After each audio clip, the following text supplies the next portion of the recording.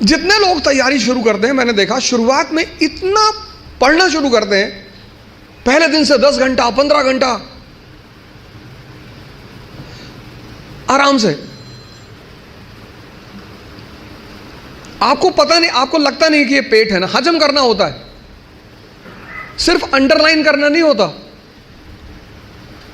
मैंने 98% स्टूडेंटों को देखा है, वो किताब को अंडरलाइन करने को पढ़ाई मानते हैं।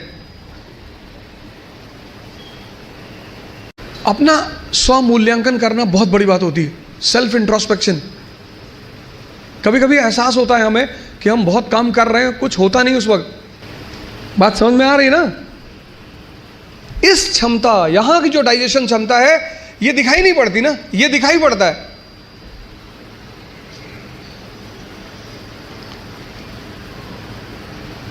ये पेट दिखाई पड़ता है, ये पेट दिखाई नहीं पड़ता।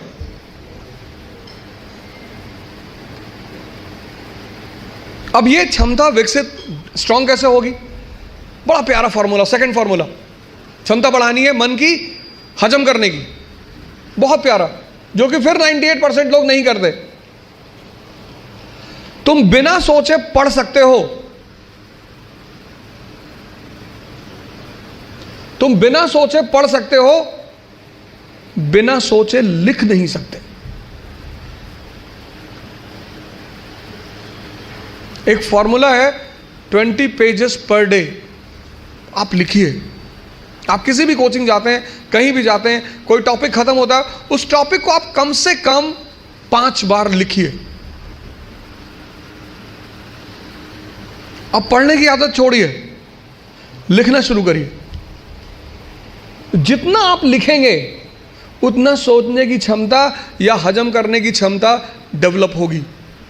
3 महीने, 90 दिन का कोर्स है ये। 3 महीने,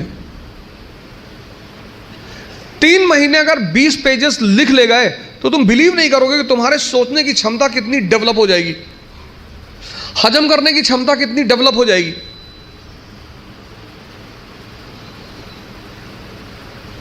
हम कोचिंग किस लिए जाते हैं? इसीलिए जाते हैं। कोचिंग और कॉलेज में बहुत फर्क है। कॉलेज आप पढ़ने के लिए जाते हैं, कोचिंग आप सीखने के लिए जाते हैं। जितने लोग कोचिंग जाकर परेशान होते हैं वो लोग हैं जो कोचिंग पढ़ने के लिए गए।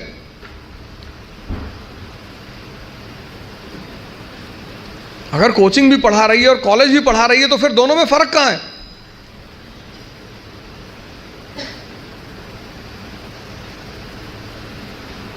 ये दूसरी चीज, अपना मूल्यांकन, अपनी ताकत को समझना कि मेरा पोटेंशियल लेवल क्या है।